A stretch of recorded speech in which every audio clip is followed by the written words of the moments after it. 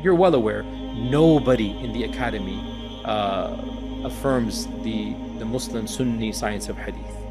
Nobody. It is considered to be completely discredited. I'm just being factual. I'm describing. I'm not saying which one is right or wrong. I'm just saying the max you'll get, like Harold Motsky and others are going to say, well, we can say that some hadith definitely go back to some tabi'un. That's like the max you can say. As for definitively stating that the hadith go back to the Prophet sallallahu alaihi wasallam, at this stage of my life, I will have to say this is what I say as a believer, not as an academic. At this stage, and if somebody proves me wrong, then I would love to come across that and say, no, we can prove academically. Because here's the point, we can academically prove by and large that the Prophet ﷺ preached the Quran, the words that we have today. The Uthmanic Mus'haf, that's like a solid given, right? The wordings of the Quran, by and large, we can academically, of course, believers, we say that from Allah subhanahu wa ta'ala. As of yet, I don't think we can do that to the hadith literature. 1320 খ্রিস্টাব্দে আন্দালুসে জন্ম নেয়া বিখ্যাত মালিকি উসুলি আলেম ইমাম শাতিবি তার কিতাব আল মুওয়াফাকাতে লিখেন, দিনের যত শারঈ দলিল আছে তা হয় কাতঈ হবে অথবা জান্নি হবে। কাতঈ অর্থ এমন দলিল বা প্রমাণ যা অকাট্যভাবে প্রমাণিত, অর্থাৎ যা সন্দেহের ঊর্ধ্বে, আর জান্নি অর্থ এমন দলিল বা প্রমাণ যা অকাট্যভাবে প্রমাণিত নয়, যা সন্দেহযুক্ত। ইমাম শাতিবি লিখেন, দিনের যত শারঈ দলিল ও প্রমাণ আছে যার আলোকে আমরা মুসলমানরা আমল করে থাকি, তা হয় অকাট্যভাবে প্রমাণিত এমন দলিল হবে, অন্যথায় অকাট্যভাবে প্রমাণিত নয় অর্থাৎ সন্দেহযুক্ত এমন দলিল হবে। এরপর ইমাম শাতিবি লিখেন, যদি দিনের সেই শারঈ দলিল কাতঈ বা অকাট্য হয় তবে তা গ্রহণ করার ব্যাপারে কোনো প্রশ্ন বা আপত্তি নেই, অর্থাৎ পুরো উম্মতের ইজমা ও তাওয়াতুরের মাধ্যমে হস্তান্তরিত শারঈ দলিলগুলো গ্রহণ করার ব্যাপারে কোনো প্রশ্ন থাকবে না। উদাহরণস্বরূপ, পবিত্রতা বাধ্যতামূলক হওয়ার কারণসমূহ, নামাজ, যাকাত, রোজা, হাজ, সৎ কাজের আদেশ, অসৎ কাজের নিষেধ, মুসলমানদের ঐক্য বজায় রাখা এবং ন্যায় ইনসাফ। এগুলো এমন কতগুলো আমল বা বিষয় যার পক্ষে পুরো উম্মতের ইজমা ও তাওয়াতুর আছে, ফলে এগুলো অকাট্য দলিল, যার বিষয়ে কোনো ভিন্ন মত খুঁজে পাওয়া যায় না। এরপর ইমাম শাতিবি লিখেন, আর যদি দিনের সেই শারঈ দলিল জান্নি হয় অর্থাৎ কাতঈ বা অকাট্য না হয়, সন্দেহযুক্ত হয়, তবে এর দুটি অবস্থা হবে। একটি অবস্থা হলো যে এই জান্নি বা সন্দেহযুক্ত দলিলটি মূল কাতঈ বা অকাট্য দলিলের দিকে প্রত্যাবর্তন করে, অর্থাৎ এই সন্দেহযুক্ত দলিলটির পক্ষে কোনো অকাট্য দলিল থাকে, বা এই সন্দেহযুক্ত দলিলটি অকাট্য দলিলের অধীন হয়ে যায়, বা এই সন্দেহযুক্ত দলিলটির কোনো বুনিয়াদ, ভিত্তি, আসল অকাট্য দলিলে খুঁজে পাওয়া যায়।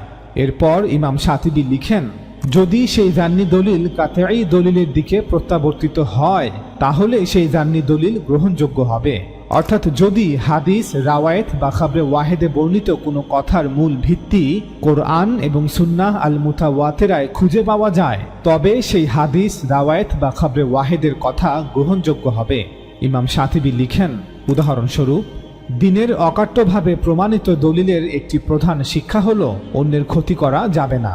এখন কোনো জান্নি বা অকাট্যভাবে প্রমাণিত নয় এমন দলিলের তথ্য হচ্ছে, অর্থাৎ হাদিসের তথ্য হচ্ছে, রাসূলুল্লাহ সাল্লাল্লাহু আলাইহি ওয়াসাল্লাম বলেছেন, যারা বাজারে বিক্রি করার জন্য বাহির হতে খাদ্যদ্রব্য নিয়ে আসে, তাদের খাদ্যদ্রব্য ক্রয়ের জন্য বাজারে পৌঁছার আগেই এগিয়ে গিয়ে তাদের সঙ্গে মিলিত হবে না, অর্থাৎ পণ্য বাজারে নিয়ে আসার পর বেচাকেনা করতে হবে, কারণ যে ব্যক্তি পণ্য নিয়ে আসছে সে হয়তো বাজারের প্রকৃত দর এখনো জানে না, তাই তার অজ্ঞতার সুযোগ নিয়ে তাকে ঠকানো যাবে না।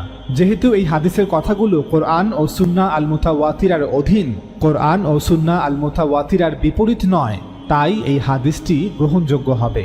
ইমাম শাতিবি লিখেন, আরেকটি অবস্থা হলো এই জান্নি বা সন্দেহযুক্ত দলিলটি মূল কাতঈ বা অকাট্য দলিলের দিকে প্রত্যাবর্তন করে না। যদি সেই জান্নি বা সন্দেহযুক্ত দলিলটি মূল কাতঈ দলিলের দিকে প্রত্যাবর্তন না করে, তবে সেই জান্নি দলিলটি যাচাই বাছাই করতে হবে। এ ধরনের জান্নি বা সন্দেহযুক্ত দলিল সাধারণভাবে কোনো যাচাই বাছাই ছাড়াই গ্রহণযোগ্য, এই মতটি সঠিক নয়। অর্থাৎ যদি কোনো হাদিস, রাওয়ায়েত বা খবরে ওয়াহেদে বর্ণিত কোনো কথার মূল ভিত্তি কোরআন এবং সুন্নাহ আল মুতাওয়াতিরায় খুঁজে পাওয়া না যায়, তবে সেই হাদিস, রাওয়ায়েত বা খবরে ওয়াহিদের কথা যাচাই বাছাই ছাড়াই গ্রহণযোগ্য হবে না। এরপর ইমাম শাতিবি লিখেন, এমন জান্নি দলিল যা মূল কাতেঈ দলিলের দিকে প্রত্যাবর্তন করে না, তা দুই ধরনের হতে পারে। ক, এমন জান্নি বা সন্দেহযুক্ত দলিল যা মূল কাতেঈ বা অকাট্য দলিলের বিরোধী বা বিপরীত হয়। খ, এমন জান্নি বা সন্দেহযুক্ত দলিল যা মূল কাতেঈ বা অকাট্য দলিলের বিরোধী বা বিপরীত নয়, আবার কাতেঈ বা অকাট্য দলিলের রকম বা মতো নয়। ইমাম শাতিবি পরবর্তীতে লিখেছেন, তিনি এমন কোনো জান্নি বা সন্দেহযুক্ত দলিল খুঁজে পাননি যা অকাট্য দলিলের বিরোধীও নয়, আবার তার মতো নয়। 1002 খ্রিস্টাব্দে বাগদাদে জন্ম নেয়া বিখ্যাত শাফি, উসুলি আলেম খতিব আল বাগদাদি তার কিতাব আল ফাকিহ ওয়াল মুতাফাক্কিতে লিখেন, কোনো হাদিসের ইসনাদ সহিহ হলেও তা গ্রহণযোগ্য হবে না যদি তা আকল বা যুক্তির বিরুদ্ধে যায়, যদি তা আল্লাহর কিতাবের বিরুদ্ধে যায়, যদি তা সুন্নাহ আল মুতাওয়াতিরার বিরুদ্ধে যায় এবং যদি তা পুরো উম্মার ইজমার বিরুদ্ধে যায়। 1116 খ্রিস্টাব্দে বাগদাদে জন্ম নেয়া বিখ্যাত হাম্বলি উসুলি আলেম ইবনুল জাওজি বলেন, যদি কোনো হাদিস বা রাওয়ায়েত যার ইসনাদ সহি কিন্তু তা আকল বা যুক্তির বিরুদ্ধে যায়, প্রতিষ্ঠিত ওহির বিরুদ্ধে যায়, ইসলামের উসুল বা নীতিমালার বিরুদ্ধে যায়, তখন জানবে যে উক্ত হাদিস বা রাওয়ায়েত সহি নয়। ইমাম সুয়ুতি বলেন, ইবনুল জাওজি উসুল বা নীতিমালার বিরুদ্ধে যায় বলতে বুঝিয়েছেন উসুলি আলেমদের কর্তৃক লিখিত বিখ্যাত উসুলি বইগুলির বাইরে যায়, যে সকল মূলনীতিগুলোর বিষয়ে সকল যুগের সকল আলেমরাই একমত। 1292 খ্রিস্টাব্দে দামেস্কে জন্ম নেয়া বিখ্যাত হাম্বলি উসুলি আলেম ইবনুল কাইয়িম আল জাওজিয়া তার কিতাব আল মানারুল মুনিফ ফি সাহি ওয়া দাঈফ বইতে লিখেন, জাল, বানোয়াট বা মিথ্যা হাদিসের কিছু নিদর্শন আছে, কিছু এমন যা স্পষ্ট কোরআনের সাথে সাংঘর্ষিক এবং তাদের মধ্যে কিছু এমন যেগুলো স্পষ্ট সুন্নাহ এর সাথে সাংঘর্ষিক।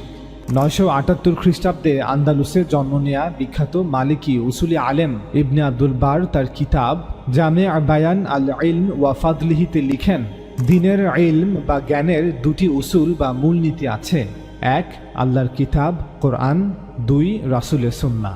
এরপর ইবনে আব্দুল বার লিখেন, সুন্নাহ দুই ভাগে বিভক্ত, একটি হলো সেই সুন্নাহ যা পুরো উম্মাহ হতে বহন করে বা হস্তান্তর করে, তানকিলুহু আল কাফাতু আনিল কাফা, পুরো উম্মাহ হতে বহন করে বা হস্তান্তর করে, অর্থাৎ এই সুন্নাহ উম্মতের পরবর্তী প্রজন্মের সকলে তার পূর্ববর্তী প্রজন্মের সকল হতে গ্রহণ করে বা উম্মতের পূর্ববর্তী প্রজন্মের সকলে তার পরবর্তী প্রজন্মের সকলের কাছে হস্তান্তরিত করে। তিনি লিখেন, এই সুন্নাহর কিছু উদাহরণ হচ্ছে, যেমন নামাজ কিভাবে পড়তে হয়, রোজা কিভাবে রাখতে হয়, হজ কিভাবে করতে হয়, যাকাত কিভাবে আদায় করতে হয়, এতেকাফ কিভাবে পালন করতে হয়, ইত্যাদি ইত্যাদি।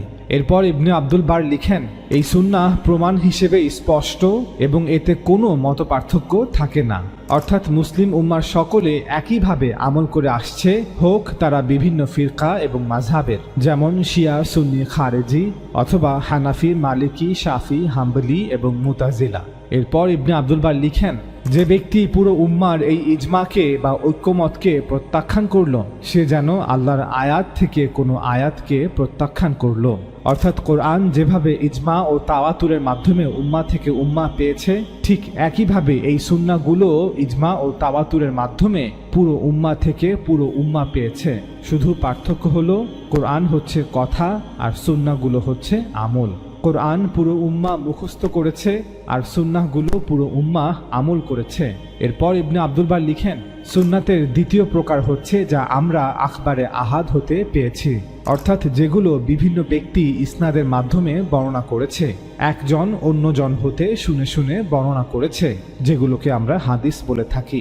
ইবনে আব্দুল বার স্পষ্টভাবে বলেছেন যে রাসূল সাল্লাল্লাহু আলাইহি ওয়াসাল্লাম কিভাবে নামাজ পড়েছেন, কিভাবে রোজা রেখেছেন, কিভাবে হজ পালন করেছেন, কিভাবে এতেকাফের আমল করেছেন, কিভাবে মৃত ব্যক্তির দাফন কাফন করেছেন, এগুলো আমরা পুরো উম্মা থেকে পুরো উম্মা পেয়েছি। তবে তিনি এটাও বলেছেন যে এই সুন্নাহগুলো ভিন্ন আরেকটি মাধ্যমেও আমরা পেয়েছি, সেটি হলো বিভিন্ন হাদিস বা রাওয়ায়েত।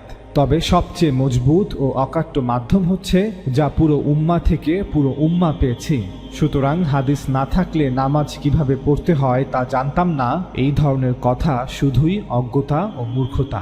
994 খ্রিস্টাব্দে আন্দালুসের কর্দোবা শহরে জন্ম নেয়া জাহিরি মাযহাবের বিখ্যাত ইমাম ইবনে হাজাম তার উসুলি কিতাব আল ইহকামে লিখেন, খবরে মুতাওয়াতির হলো যা কাআফাতুন বা'দা কাআফা, ঠিক যেমনটি মালিকি উসুলি আলেম ইবনে আব্দুল বার বলেছিলেন, কাআফা আনিল কাআফা, অর্থাৎ লাগাতারভাবে চলমান সংবাদ হলো সেই সংবাদ যা কোনো জাতি বা গোষ্ঠীর সকল মানুষ পুরো একটি প্রজন্ম আরেক প্রজন্মের কাছে অনবরত পৌঁছে দিতে থাকে। ইবনে হাজাম লিখেন, যখন আমরা এমন মুতাওয়াতির জ্ঞান লাভ করব তখন তা থেকে দিনের সিদ্ধান্ত নেওয়া আমাদের উপর বাধ্যতামূলক। ইবনে হাজাম লিখেন, মুতাওয়াতির জ্ঞানের কিছু উদাহরণ হচ্ছে রাসূল সাল্লাল্লাহু আলাইহি ওয়াসাল্লাম নিজেকে নবী দাবি করেছেন এবং রাসূল সাল্লাল্লাহু আলাইহি ওয়াসাল্লামের উপর আল্লাহ তাআলা কোরআন নাজিল করেছেন। অর্থাৎ কোরাইশ বংশে আব্দুল্লাহর পুত্র মুহাম্মদ নামে পরিচিত একজন ব্যক্তি ছিলেন যিনি মক্কায় জন্মগ্রহণ করেছিলেন, যিনি দাবি করেছিলেন যে তিনি আল্লাহর শেষ নবী, যিনি কোরআন পাঠ করে শুনিয়েছিলেন। আমরা কিভাবে এসব সম্পর্কে জানতে পারলাম? ইবনে হাজাম বলছেন, আমরা খবরে তাওয়াতুরের উপর ভিত্তি করে নিশ্চিতভাবে জানতে পারি যে এই তথ্যগুলো সম্পূর্ণ সঠিক। ইবনে হাজাম লিখেন, একইভাবে আমরা খবরে তাওয়াতুরের উপর ভিত্তি করে নিশ্চিতভাবে জানতে পারি যে কোন ওয়াক্তের নামাজের রাকাত সংখ্যা কত এবং জাকাতের নির্দেশনাবলীর সাথে সম্পর্কিত অনেক বিষয় এবং এ ধরনের আরও অনেক কিছু যে সম্পর্কে কোরআনে বিস্তারিত আলোচনা নেই। অর্থাৎ কোরআনে নামাজের ব্যাপারে অনেক কথা বলা হয়েছে, জাকাত প্রদানের নির্দেশনাবলী উল্লেখ করা হয়েছে, তবে নামাজ কিভাবে আদায় করতে হবে, এর ওয়াক্ত সংখ্যা কত হবে বা রাকাত সংখ্যা কত হবে এবং নামাজের বিভিন্ন আমলগুলো কি অথবা কোন কোন জিনিসগুলো পাঠ করতে হবে তা কোরআনে বিস্তারিতভাবে বলা হয়নি। যদিও কিছু থাকে তবে তা সংক্ষিপ্তভাবে বলা হয়েছে। একইভাবে যদিও জাকাত সম্পর্কিত কিছু নীতিমালা কোরআনে পাওয়া যায়, তবে জাকাত কিভাবে গণনা করতে হবে, আমাদের সঞ্চয় থেকে কত হবে, গবাদি পশু বা কৃষিজাত পণ্য থেকে কত হবে, এ সম্পর্কে কোরআনে বিস্তারিত আলোচনা নেই। সুতরাং কোরআন নিজে এবং কোরআন ব্যতীত আরও কিছু বিষয়, জ্ঞান বা আমল আমরা খবরে মুতাওয়াতিরের মাধ্যমে পেয়ে থাকি, যেগুলোর বিষয়ে ইসলামের প্রথম প্রজন্মের ইজমা ছিল এবং যেগুলো ইসলামের প্রথম প্রজন্ম হতে তাওয়াতুরের মাধ্যমে দ্বিতীয় প্রজন্মের কাছে এসেছে এবং এভাবেই পরবর্তী প্রজন্মগুলোর কাছেও তা পৌঁছিয়েছে।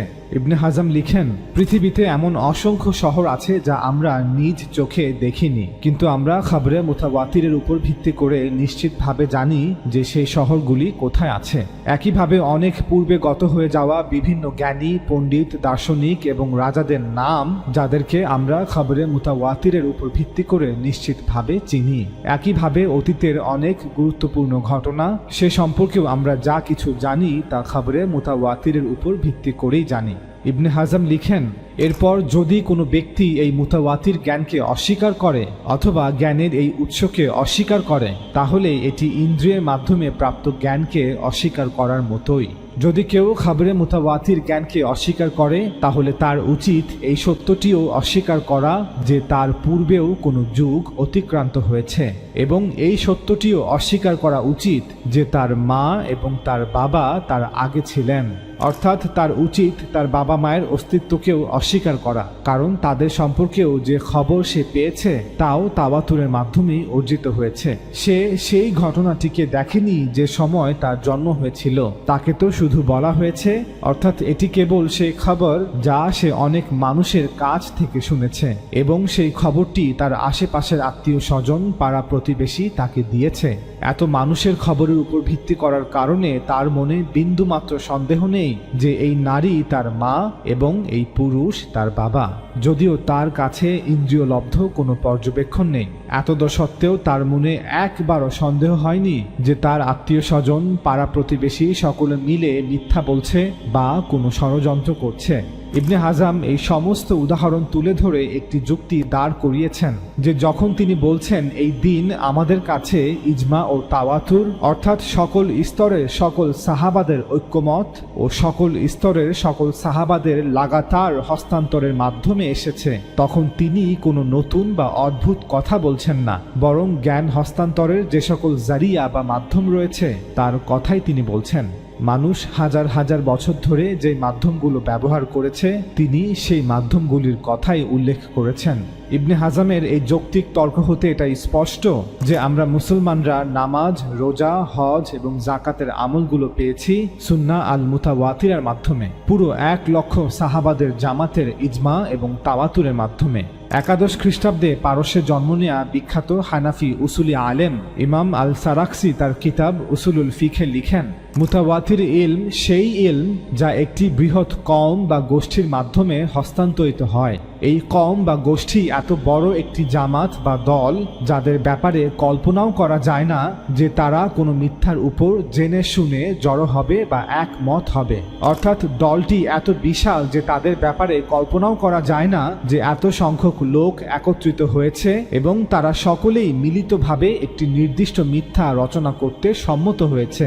এরপর ইমাম সারাকসি লিখেন, এত বড় কওমের মিথ্যার উপর জড়ো হওয়া অসম্ভব, কারণ সংখ্যাটি খুব বড় এবং দ্বিতীয়ত সেই বৃহৎ সংখ্যাটি কোনো একটি নির্দিষ্ট স্থানে একত্রিত নয়। অর্থাৎ এমন নয় যে একটি বিশাল সংখ্যক সেনাবাহিনী কোনো এক যুদ্ধের ময়দানে তাঁবু গেড়ে আছে এবং তারা একসাথে মিলে একটি ষড়যন্ত্র করছে, বরং পুরো একটি জাতি, একটি সম্প্রদায়, এই বিশাল সংখ্যক মানুষ বিভিন্ন স্থানে বিভিন্ন অঞ্চলে ছড়িয়ে ছিটিয়ে আছে। যেমন আরব উপদ্বীপে লক্ষাধিক মানুষ, শাম অঞ্চলে লক্ষাধিক মানুষ, পারস্য অঞ্চলে লক্ষাধিক মানুষ, মিশর অঞ্চলে লক্ষাধিক মানুষ, উত্তর পশ্চিম আফ্রিকা অঞ্চলেও লক্ষাধিক মানুষ এবং ইরাক অঞ্চলে লক্ষাধিক মানুষ।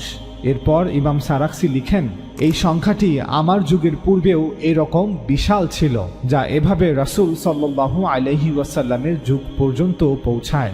অর্থাৎ ইমাম সারাকসির জামানার ন্যায় ইসলামের প্রথম যুগ এবং প্রথম প্রজন্ম একইভাবে একটি বিশাল সংখ্যা ছিল, যারা সংখ্যায় প্রায় 1 লক্ষ বা তার চেয়ে কিছু বেশি, যারা রোম ও পারস্য এই দুই পরাশক্তিকে পরাজিত করেছিল এবং রাসূল সাল্লাল্লাহু আলাইহি ওয়াসাল্লাম জীবিত থাকাকালীন পুরো আরব জাজিরার একমাত্র শাসক ছিলেন।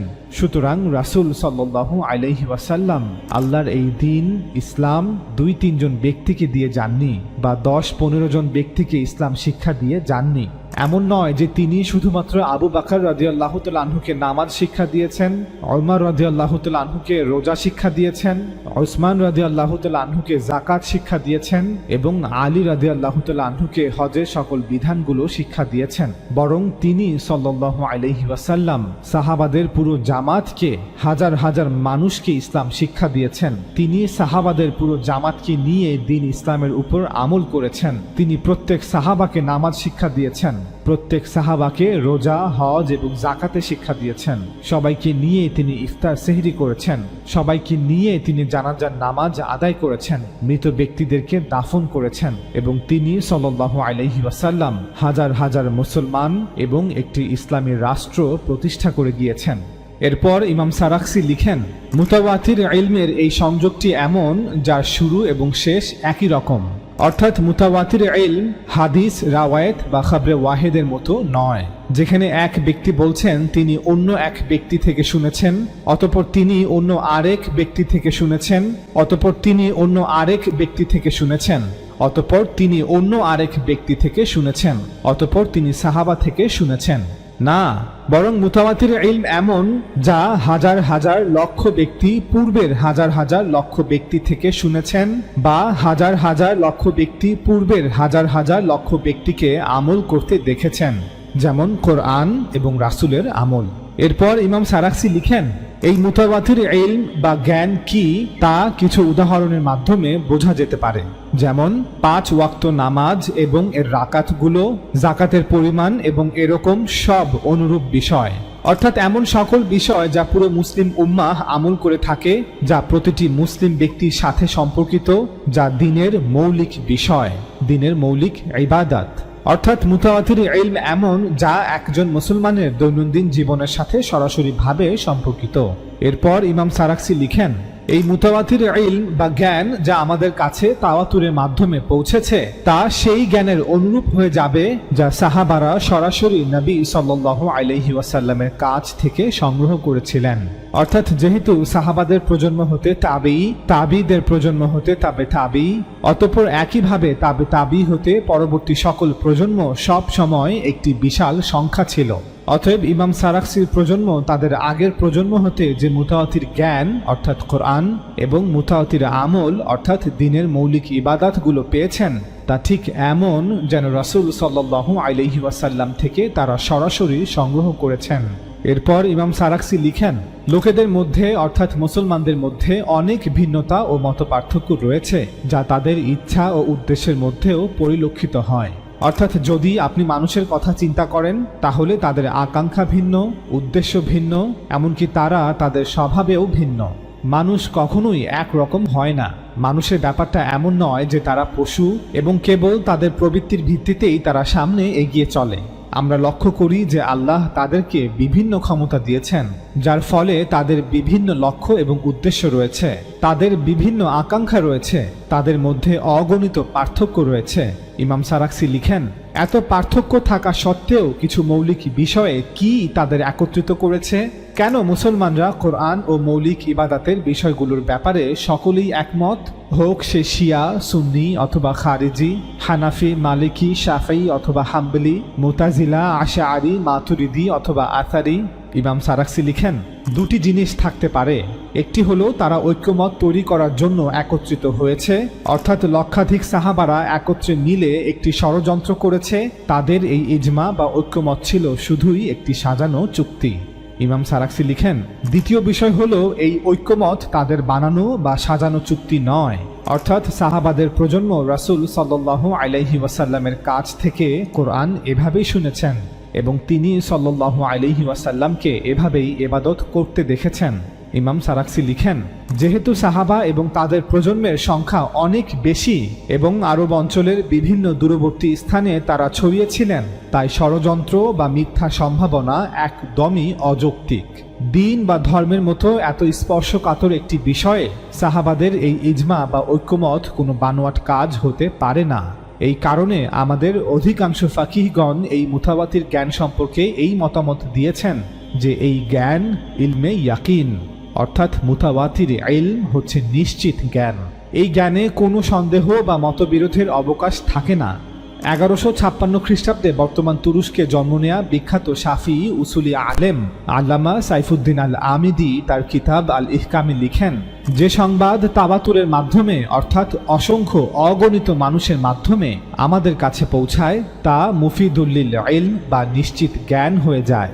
যেমন দূর দূরান্তের বিভিন্ন শহরের নাম, গত হয়ে যাওয়া বিভিন্ন জাতির ইতিহাস, বিভিন্ন রাজার নাম, বিভিন্ন মনীষীদের নাম। যে ব্যক্তি এই ধরনের জ্ঞানকে অস্বীকার করে তার সাথে কথা বলা অনর্থক। এখন কেবল দুটি পরিস্থিতি হতে পারে, হয় সে একজন পাগল ব্যক্তি অথবা সে এতটাই একঘুয়ে ব্যক্তি যে সে কিছুই মেনে নিতে প্রস্তুত নয়।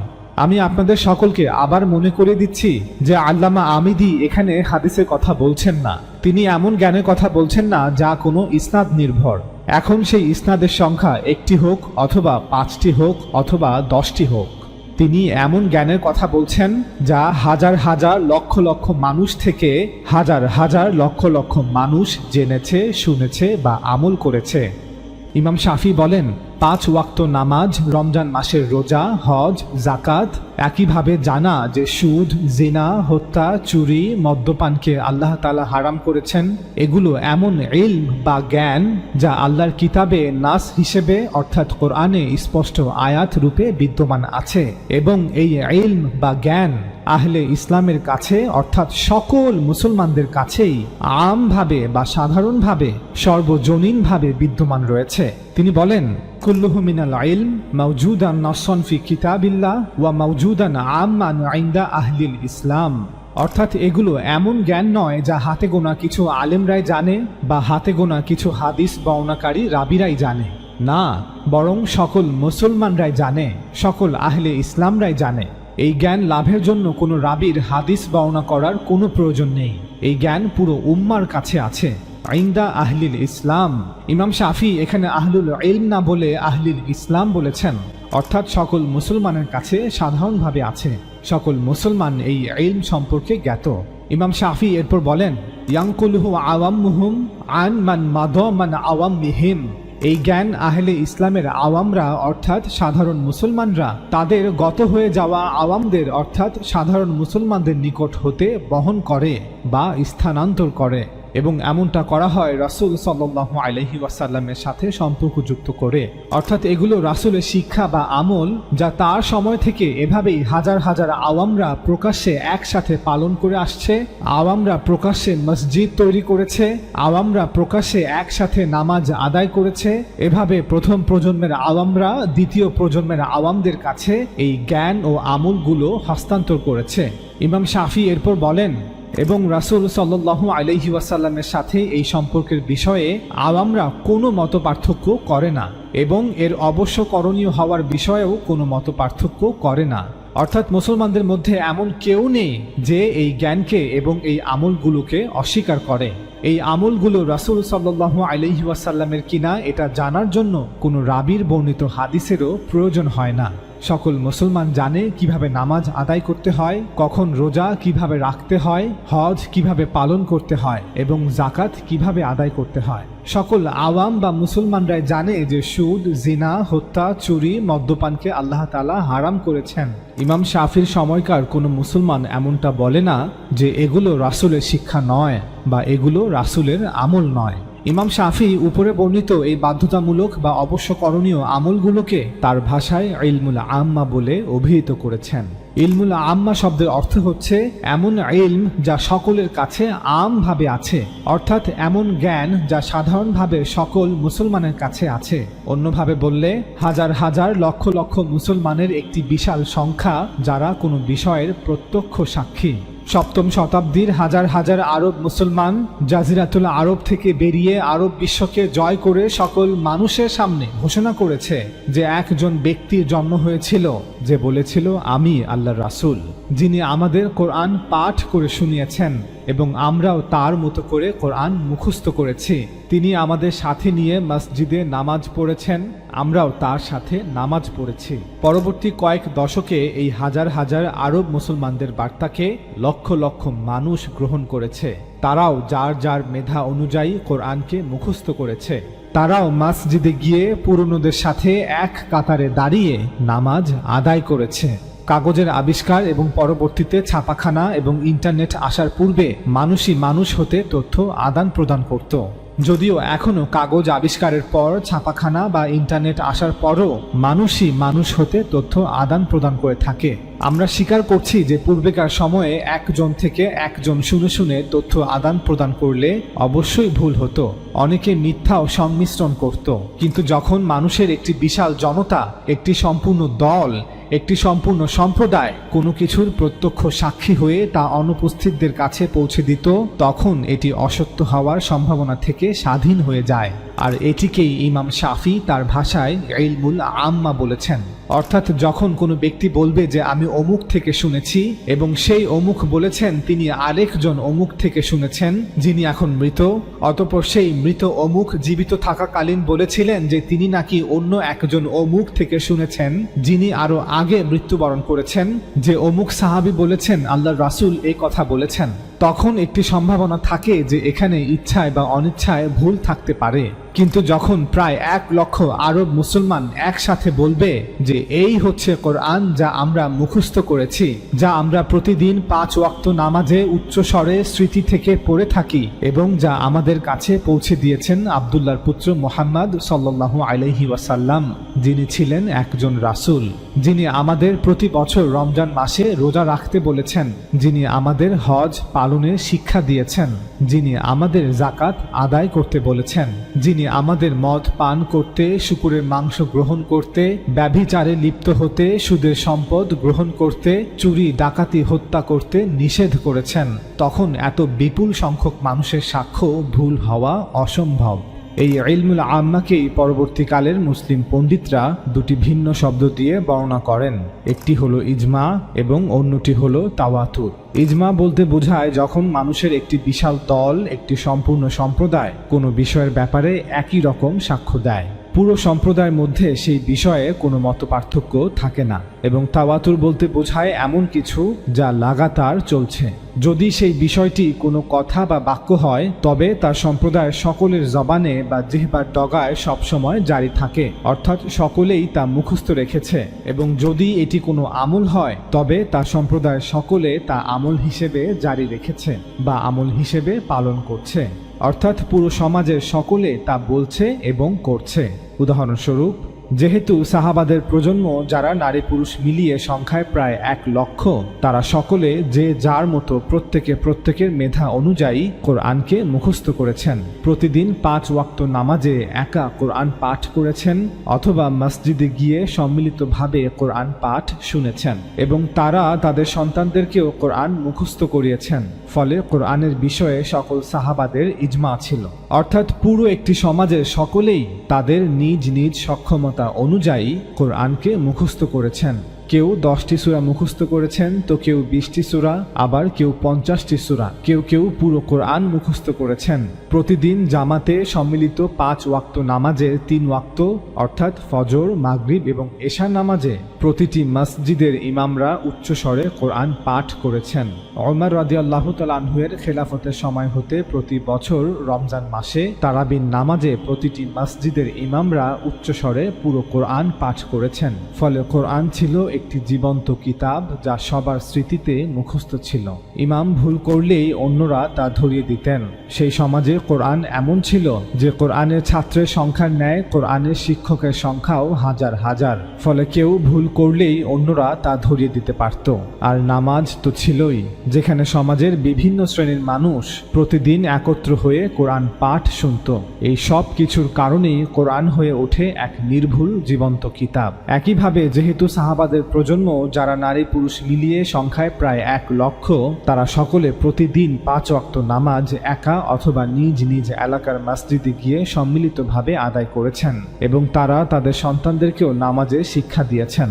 ফলে নামাজের বিষয়ে সকল সাহাবাদের ইজমা বা ঐক্যমত ছিল। ইমাম ভুল করলেই অন্যরা তা ধরিয়ে দিতেন। এই সব কিছুর কারণেই সেই সমাজে নামাজ ছিল এক জীবন্ত প্রকাশ্য নির্ভুল আমল। আলী রাদিয়াল্লাহু তাআলা আনহু-এর খেলাফতের জামানায় মুসলমানরা 4টি দলে বিভক্ত হয়ে পড়ে। এক দল শিয়াতু আলী, আরেক দল শিয়াতু মুয়াবিয়া, আরেক দল খাওয়ারিজ এবং আরেক দল যারা এই 3 দলের কোনোটিরই অন্তর্ভুক্ত ছিলেন না। মুসলমানরা রাজনৈতিকভাবে বিভিন্ন অংশে বিভক্ত হয়ে পড়লেও নামাজ নিয়ে তাদের মধ্যে কোনো মতপার্থক্য ছিল না। পরবর্তীতে হোসাইন রাদিয়াল্লাহু তাআলা আনহু-এর শাহাদাতের পর পুরো মুসলিম উম্মাহ শিয়া এবং সুন্নি এই দুটি ভিন্ন ভিন্ন দলে বিভক্ত হলেও নামাজ নিয়ে তাদের মধ্যে কোনো মতপার্থক্য ছিল না। অর্থাৎ নামাজের ওয়াক্ত, নামাজের রাকাত এবং নামাজের ফরজ বিধান, যেমন কিবলামুখী হয়ে দণ্ডায়মান হওয়া, তাকবীর দেয়া, সূরা ফাতিহা পাঠ করা, এরপর কোরআন থেকে আরও কিছু পাঠ করা, রুকু করা, সিজদা করা, বসে তাশাহুদ পাঠ করা, দুরুদ পাঠ করা এবং সালাম বলে নামাজ শেষ করা।